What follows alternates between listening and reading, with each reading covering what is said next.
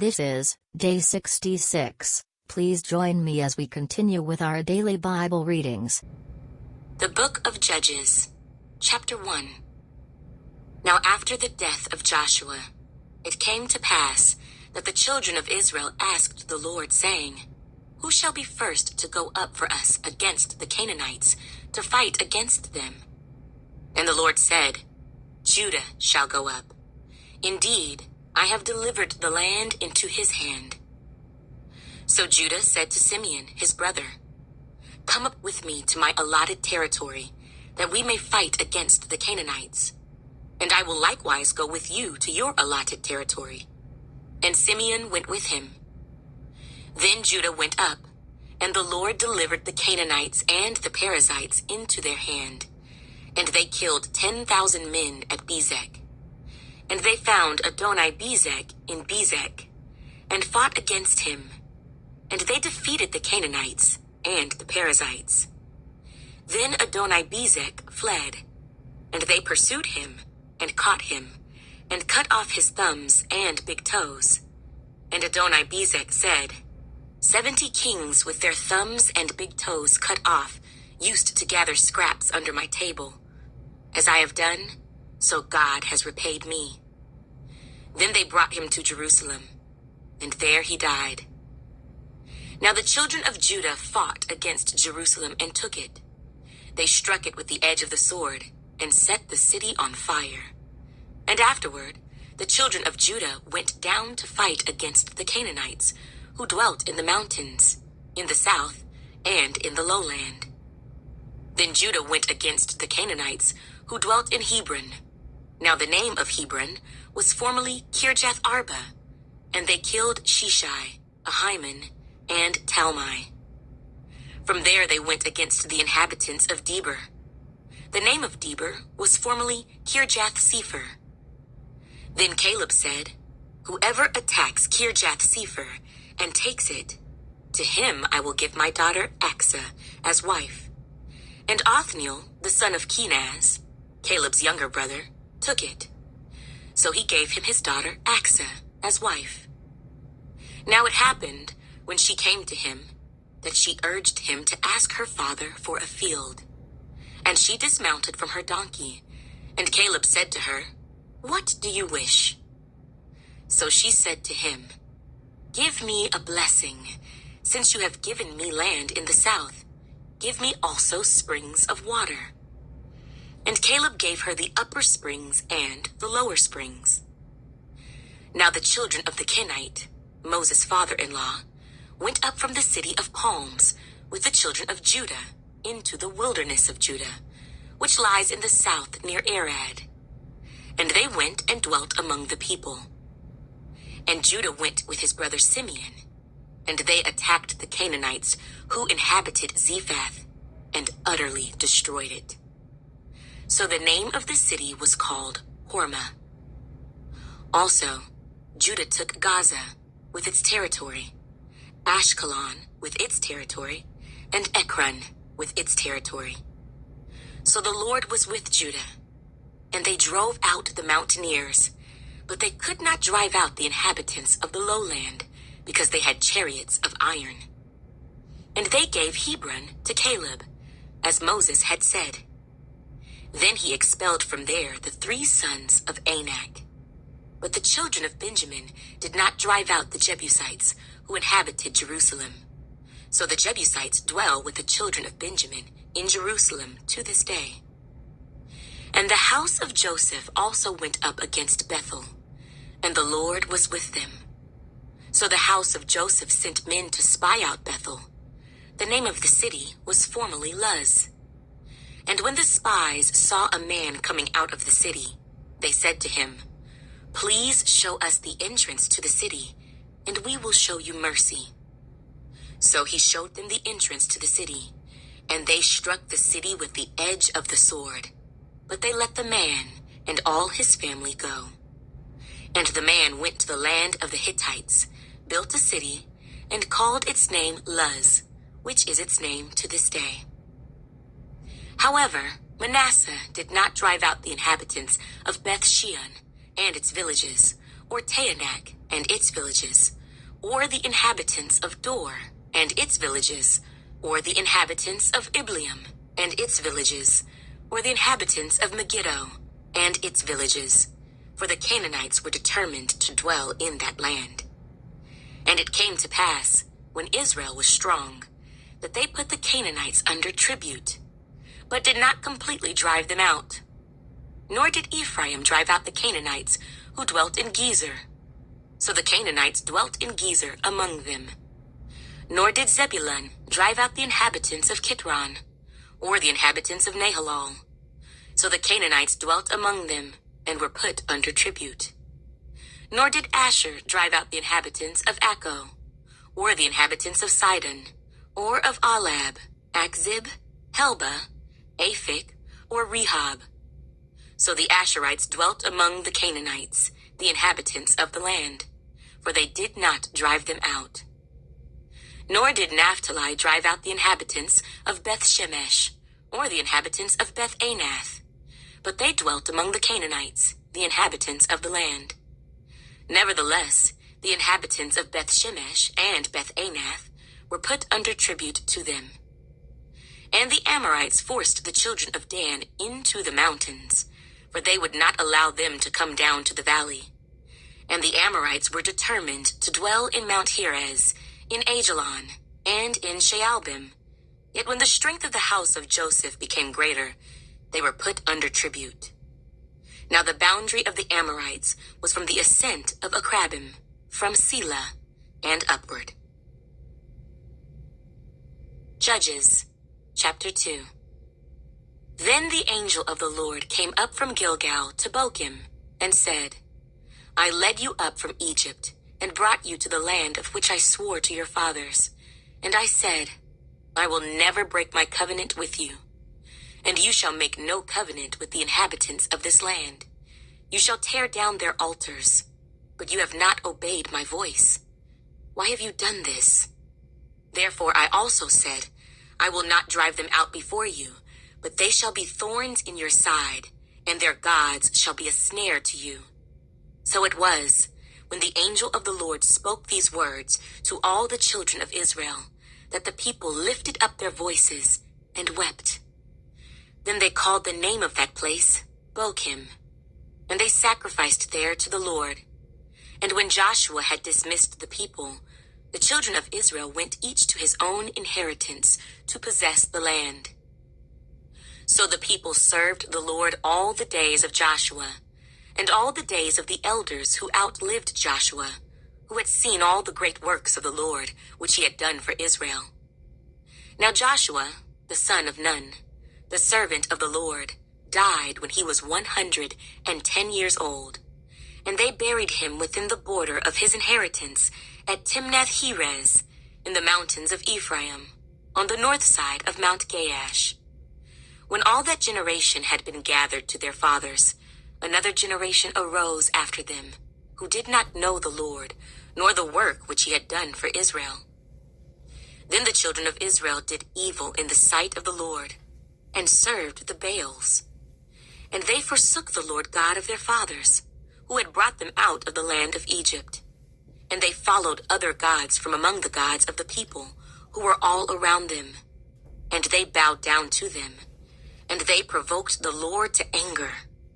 They forsook the Lord and served Baal, and the Ashtoreths. And the anger of the Lord was hot against Israel. So he delivered them into the hands of plunderers, who despoiled them. And he sold them into the hands of their enemies all around, so that they could no longer stand before their enemies. Wherever they went out, the hand of the Lord was against them for calamity, as the Lord had said, and as the Lord had sworn to them. And they were greatly distressed. Nevertheless, the Lord raised up judges who delivered them out of the hand of those who plundered them. Yet they would not listen to their judges, but they played the harlot with other gods, and bowed down to them. They turned quickly from the way in which their fathers walked, in obeying the commandments of the Lord. They did not do so. And when the Lord raised up judges for them, the Lord was with the judge, and delivered them out of the hand of their enemies all the days of the judge. For the Lord was moved to pity by their groaning, because of those who oppressed them and harassed them. And it came to pass, when the judge was dead, that they reverted and behaved more corruptly than their fathers, by following other gods to serve them and bow down to them. They did not cease from their own doings, nor from their stubborn way. Then the anger of the Lord was hot against Israel, and he said, Because this nation has transgressed my covenant, which I commanded their fathers, and has not heeded my voice, I also will no longer drive out before them any of the nations which Joshua left when he died, so that through them I may test Israel, whether they will keep the ways of the Lord, to walk in them as their fathers kept them, or not. Therefore, the Lord left those nations, without driving them out immediately, nor did he deliver them into the hand of Joshua. Judges, chapter 3. Now these are the nations which the Lord left, that he might test Israel by them, that is, all who had not known any of the wars in Canaan. This was only so that the generations of the children of Israel might be taught to know war, at least those who had not formerly known it, namely, 5 lords of the Philistines, all the Canaanites, the Sidonians, and the Hivites, who dwelt in Mount Lebanon, from Mount Baal-Hermon to the entrance of Hamath. And they were left, that he might test Israel by them, to know whether they would obey the commandments of the Lord, which he had commanded their fathers by the hand of Moses. Thus the children of Israel dwelt among the Canaanites, the Hittites, the Amorites, the Perizzites, the Hivites, and the Jebusites. And they took their daughters to be their wives, and gave their daughters to their sons, and they served their gods. So the children of Israel did evil in the sight of the Lord. They forgot the Lord their God, and served the Baals and Asherahs. Therefore the anger of the Lord was hot against Israel, and he sold them into the hand of Cushan-Rishathaim, king of Mesopotamia. And the children of Israel served Cushan-Rishathaim 8 years. When the children of Israel cried out to the Lord raised up a deliverer for the children of Israel, who delivered them, Othniel, the son of Kenaz, Caleb's younger brother. The Spirit of the Lord came upon him, and he judged Israel. He went out to war, and the Lord delivered Cushan-Rishathaim, king of Mesopotamia, into his hand, and his hand prevailed over Cushan-Rishathaim. So the land had rest for 40 years. Then Othniel, the son of Kenaz, died. And the children of Israel again did evil in the sight of the Lord. So the Lord strengthened Eglon, king of Moab, against Israel, because they had done evil in the sight of the Lord. Then he gathered to himself the people of Ammon and Amalek, went and defeated Israel, and took possession of the city of palms. So the children of Israel served Eglon, king of Moab, 18 years. But when the children of Israel cried out to the Lord raised up a deliverer for them, Ehud, the son of Gera, the Benjamite, a left-handed man. By him the children of Israel sent tribute to Eglon, king of Moab. Now Ehud made himself a dagger. It was double-edged and a cubit in length, and fastened it under his clothes on his right thigh. So he brought the tribute to Eglon, king of Moab. Now Eglon was a very fat man, and when he had finished presenting the tribute, he sent away the people who had carried the tribute. But he himself turned back from the stone images that were at Gilgal, and said, I have a secret message for you, O king. He said, Keep silence, and all who attended with him went out from him. So Ehud came to him. Now he was sitting upstairs in his cool private chamber. Then Ehud said, I have a message from God for you. So he arose from his seat. Then Ehud reached with his left hand, took the dagger from his right thigh, and thrust it into his belly. Even the hilt went in after the blade, and the fat closed over the blade, for he did not draw the dagger out of his belly, and his entrails came out. Then Ehud went out through the porch and shut the doors of the upper room behind him and locked them. When he had gone out, Eglon's servants came to look, and to their surprise, the doors of the upper room were locked. So they said, "He is probably attending to his needs in the cool chamber." So they waited till they were embarrassed, and still he had not opened the doors of the upper room. Therefore they took the key and opened them, and there was their master, fallen dead on the floor. But Ehud had escaped while they delayed, and passed beyond the stone images, and escaped to Seirah. And it happened, when he arrived, that he blew the trumpet in the mountains of Ephraim, and the children of Israel went down with him from the mountains, and he led them. Then he said to them, "Follow me, for the Lord has delivered your enemies, the Moabites, into your hand."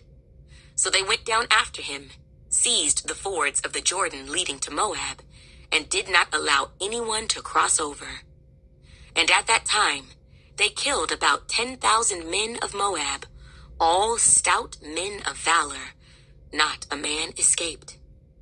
So Moab was subdued that day under the hand of Israel, and the land had rest for 80 years. After him was Shamgar, the son of Anath, who killed 600 men of the Philistines with an ox goad, and he also delivered Israel.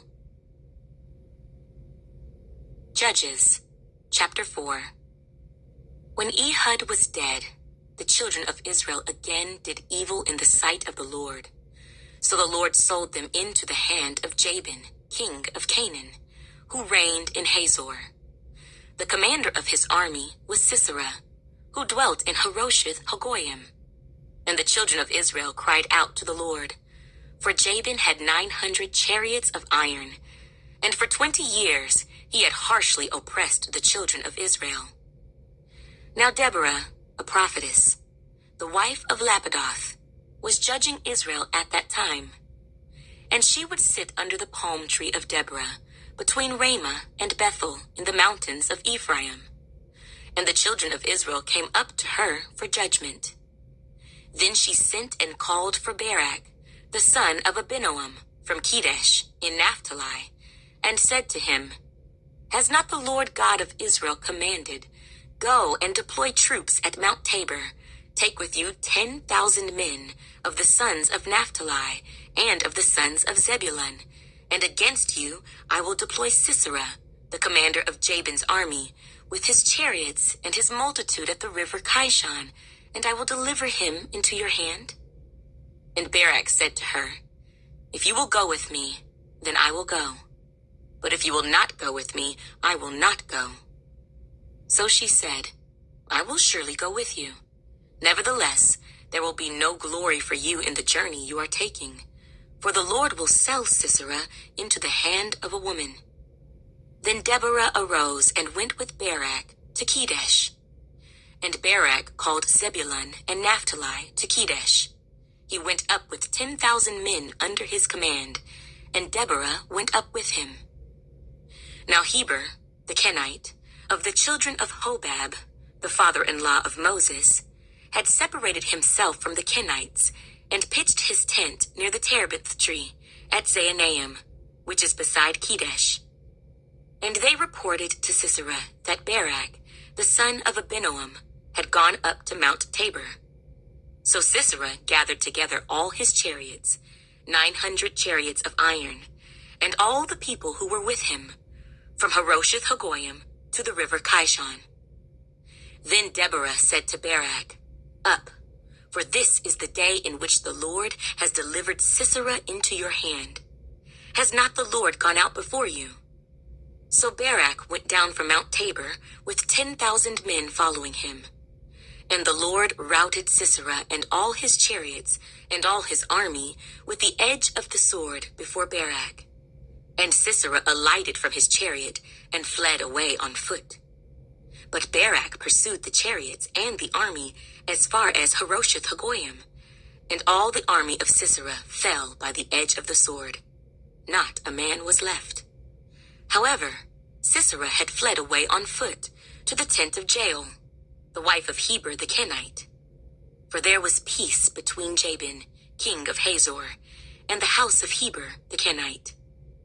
And Jael went out to meet Sisera, and said to him, "Turn aside, my lord, turn aside to me, do not fear."